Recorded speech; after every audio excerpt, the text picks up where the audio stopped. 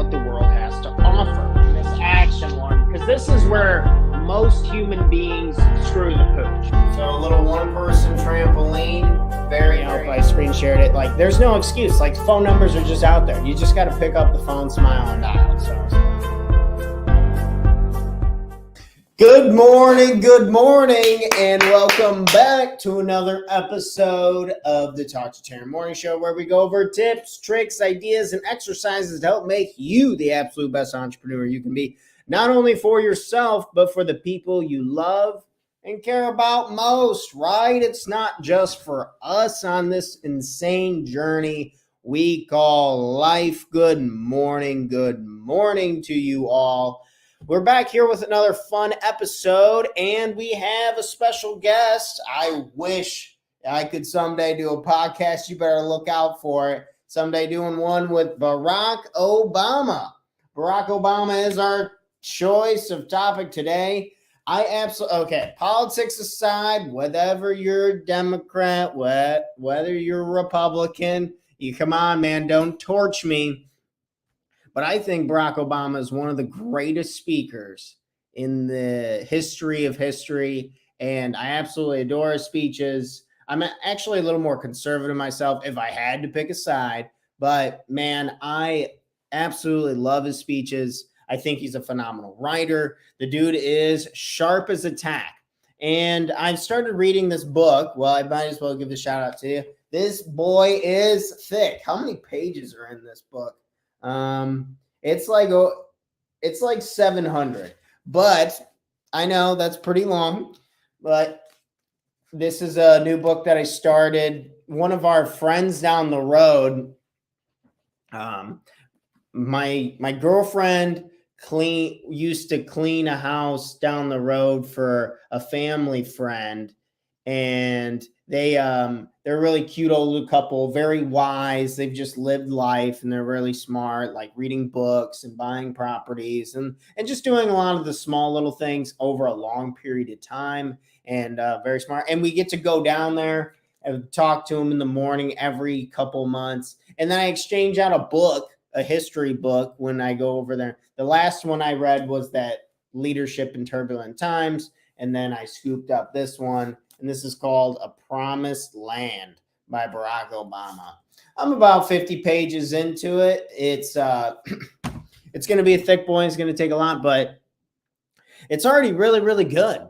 And I've noticed as I'm trying to write more that when I read a lot, then it makes it easier for me to write a lot. It's kind of like I'm seeing other people's style and how it lays out, and I feel as if when I don't read, then I don't write at all, or if I don't write, then I don't read at all. So they're kind of like 2-for-1 package. They piggyback off of each other, give me a little momentum with each. And also when I'm reading and writing, dude, I do not watch much TV very much at all. Last night, my girlfriend turned on Queer Eye, and that show's pretty wild. They're changing lives. So shout out to them. Good for them. But we're going to stay on the topic of Barack Obama. And my biggest lesson from Barack Obama early on, because I'm pretty early on.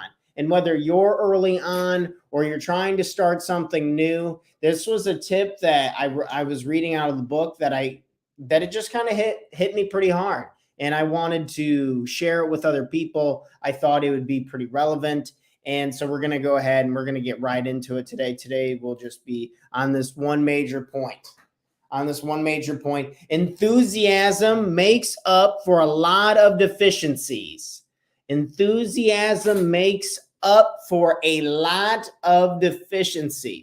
So I think back on all the times I'd be doing something, say when I was playing basketball as a kid, and I would miss my shot. And of course, I wasn't that good, so I missed a lot of shots, right?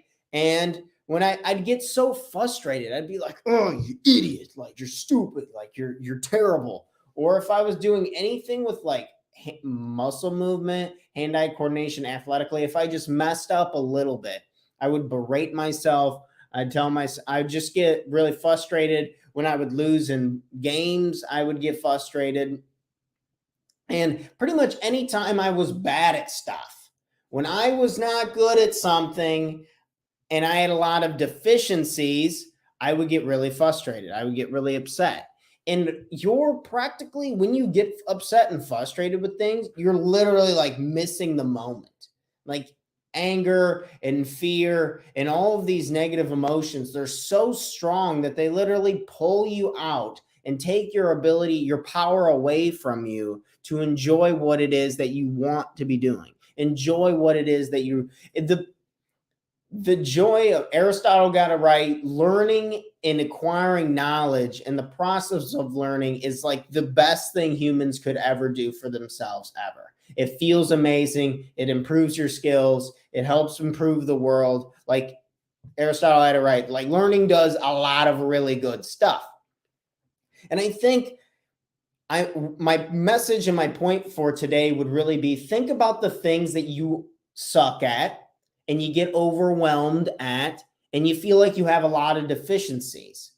And then start to forgive yourself for not being a rock star at something that you don't do all the time. I am sick and tired of beating the crap out of myself because I'm not good at something that I don't do all the time. And even when you are doing it, beating yourself up isn't going to do any good anyway. So maybe we're just a little lighter on ourselves, because when we're lighter on ourselves, we can replace it. So we're either, our glass is only so big, right? Okay, think of human life, think of this big tall glass. Okay, I have a cup of water. That's much better than my hands. Okay, think of this cup. The cup can only fill so much, right? With so much water. This cup is half full, right? Not half empty. This cup is half full. And once it gets completely full, it overfills. And I think the negative emotions always sit on the bottom. They always sit on the bottom, those pesky negative emotions. And once they fill up over the brim, boom, it starts to overflow and nothing else can get in there. Nothing else can get in. So we don't have room for our point for today, what we really want to nail down, and that's enthusiasm. Enthusiasm, conviction. These are the selling points, and these are the major points that really help us get engaged in a positive way on what it is that we want and need to be doing. It allows us to be creative. It allows us to be resourceful. It allows us to give ourselves permission to take action on what it is that we truly want to get done and accomplish. So as Barrack's talking about in his story, he is, so after college, going to working as an organizer in the city of Chicago before he goes over to Harvard Law School. And he is finishing up law school, and he's working for a small law firm. They work on civil rights cases and stuff like that. And then he finally, he knew that he wanted to get into politics in some way, shape, or form, looking for an opportunity, waiting for an opportunity, continuing to work really hard, being patient and waiting for his time and for the right opportunity. And then a congressional seat opens up. Alice Palmer goes and tries to take that. And then he has an option to take a seat at the Senate. So he starts to work his first campaign. He works, and he's talking to a very bare bones operation. I think this was in like 95, 90 sometime when he took his first seat in Senate in Illinois. And he was looking at who he could contact, how he could work with them, how he can be helping and supportive. What are the districts that he needs to work on and he needs to get started with? Because you have to like get so many petitions in certain districts, and they run and they make sure that that stuff's all good. Politics is super complicated and crazy. I can't imagine I would ever do it, but it's kind of cool to just see his side of it and kind of the smaller details in the beginning, because he talks about how he sucked at a lot of stuff. He wasn't just he didn't just start naturally as the 44th president of the United States. There was a lot of bumps in the road. He said he shook a lot of hands. He talked to a lot of people. He got out there. And when I think about it, and he said he tried his best to just be his best and to wear a contagious smile. a contagious smile. He wanted to help affect people and give them hope in a positive way. What is the issue? Our goal is to try and just listen to people and have them felt as if they're heard. I can relate to that because some of my coaching clients, people I've worked with, and they're like, oh my gosh, I just needed someone to listen to me on my own personal stuff for a while for a change instead of fixing my family stuff 24/7. I'm like, yeah, I hear you. That stuff feels good. And just getting out there into the public, making people comfortable. And he talked about, yes, there was tons and tons of things he didn't do right. But if there was one thing he could do right, it was show up as the version he wanted to show up as, bring enthusiasm and positivity to people. Because what? The world is such a negative place sometimes. Oh my gosh, it can be so brutal when you're thinking about your like, hey, what's going on with you, or what's going on in the world in your view, and it's all just rainy day, terrible, terrible, terrible. And then when you find these rare gems, these people who are trying to change and they're trying to inspire change, imagine what kind of difference you can make just by bringing some positive emotion today. Who do you want to help support? Do you think being positive or a negative Nancy is going to be more helpful? I would say the way to go positive is absolutely crucial and way more beneficial. So please focus on that. And Barack Obama is kind of in there asking in the book, where can you find space in your cup? He doesn't use the cup analogy. I'm kind of adding that on there. Barack Obama is asking us, where do we have space in our cup for a little bit of enthusiasm today? I was feeling a little tired, slept in a little bit, slept great, but slept very long. So if I sleep a little too long, then I feel kind of groggy and tired. And I was like, okay, how can I bring some enthusiasm to this morning show to help inspire somebody somewhere to do something and start and get started? Yesterday, I was feeling some anxiety about writing, and I'm writing this book, and for some reason I freeze up. I think it's terrible. I don't think it's very good. I've never been a good writer in the past, and I get in my head a little bit. So I sat down. I was like, okay, I'm going to do Jerry Seinfeld method. I'm just going to breathe into it. If I feel some pain, I'm feeling weirded out, and I'm just kind of breathing into it.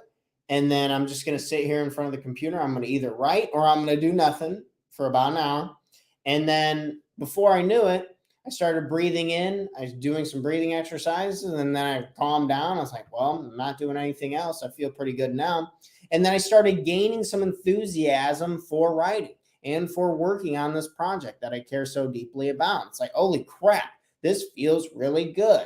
And then after we were done with that,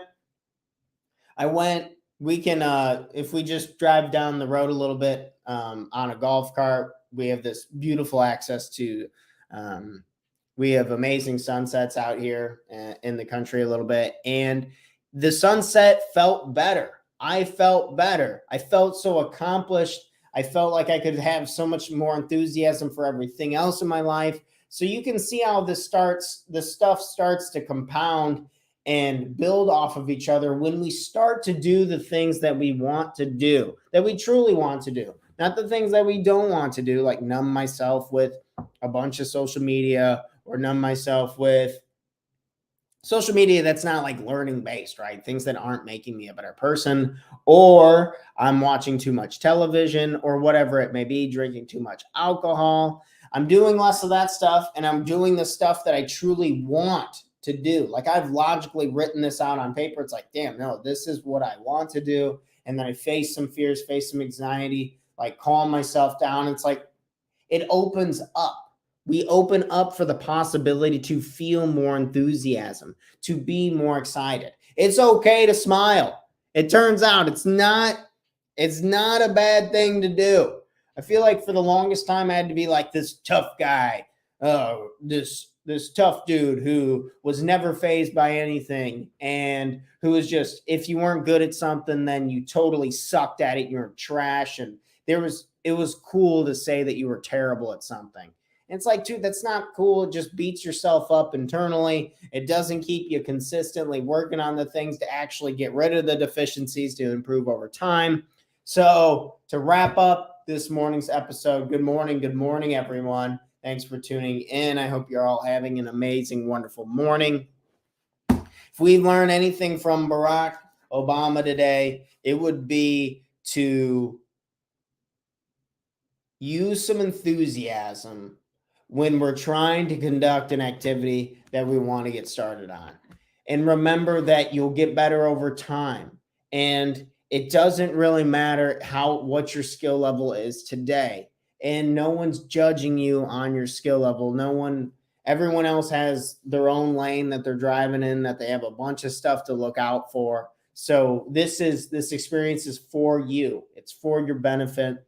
And I have come to recognize that just having more enthusiasm and conviction in my life for, say, my 6-week course that I would love you to try out. First week is absolutely free. Going on from there, we'll have to develop a relationship. I have a 6-week course to unlock your fullest potential to create the absolute best version of you ever. And as I talk about it more, work on it more, and just I'm in it more and more on the course and working with clients and helping improve people's lives, I gain confidence, I gain enthusiasm. So it might start a little small, but just a little bit of enthusiasm can get you to take some action, and then your enthusiasm grows. You're like, oh, this is pretty cool. That wasn't so bad. And then you do it again. And then your cup keeps filling up with more positive emotions, things that you desire to do in your life. And when we live in alignment with what we value, when we live in alignment with what we truly want and desire, we become happier, we become fulfilled, we become joyful, and live the lives that we totally deserve to live. And this is living to your full potential, is having those positive emotions present for engaging and doing the things that you truly choose to do, that you want to do. So what it is that you are going to choose today, what are you going to get done today? Maybe there's a project you've been pushing off that you need to just take one step closer to. Maybe you need to interact with somebody and have a smile on your face. Nothing wrong with smiling, right? Nothing against that. Or maybe you need to just listen and engage and have a little more enthusiasm about things that people you care about, what they're up to and how they're doing. How are you doing today? How are you doing today? Don't be scared to check in with this. Don't be scared to bring some enthusiasm as we're trying to get better, as we're trying to develop our skills on this journey to success, whatever that means in our own regard. If you want to figure out what your definition of success is, you got to talk to Tanner, contact me. Additionally, if you're looking for book recommendations, anything on personal development, if you need a coach on your personal and professional journey, come talk to Tanner and look at our 6-week Unlocking Your Full Potential course. This stuff is absolutely bonkers. I also offer money back full guarantees because we're not playing around here. This either changes your life forever or you get your money back. I'm not here to take your money and then it's like, oh, I feel the same. This is lame. This is good. And it's like, then I need to fix this. This needs to get better because this is essentially my baby right now. And this thing needs to get better, and it's going to get better. And the best way to do that is to engage more people. So we're coming on here. We're trying to spread the message. So if you want to invest in yourself this year, I have a 6-week course that's absolutely money. Other than that, check out A Promised Land, Barrack Obama. This book's been pretty good. It's definitely a meaty son of a bitch. That is no doubt. That sucker's huge, but I love history books and we'll pound through it. It gives me something else to do other than watch too much TV, yada, yada, bad habits. So cheers, friends. That's all I had for this morning's episode. Hopefully this was helpful, but just kind of let's bring some more enthusiasm today. As your morning coach, your life coach is sitting here, I'm going to try and bring some enthusiasm. I got a number of coaching sessions today, so hopefully we can bring some enthusiasm, some support, some listening skills as other people are trying to develop themselves through the course, and I'm just being their guide. It's going to be a fun job. it is a really fun job, and I'm really grateful for the opportunity to do something that I love. I know a lot of people don't get the chance to do that or choose not to try and figure it out. So, and that's too bad. But we're here grinding. If you need any help and support along your way, you contact me. Other than that, I will be back here with another morning show episode. That would be Thursday. Oh my gosh. It's already June. It's already June. Oh my gosh, halfway through the year. So we're going to take advantage of the last day of May. You guys hopefully take advantage as well. Have a fun, amazing day. And in case you needed to hear it, I love you. Have an awesome day. And I'll catch you on the next episode of the Talk to Tanner Morning Show, episode 286. This was episode 285. My God, 285. 285 of these suckers. Road to the 1,000. We're not stopping. Not for anything. We're not stopping. Not a chance. So I'll be back here again tomorrow morning. See you guys then. Have an amazing day. Catch you on the next one. Peace. Ooh.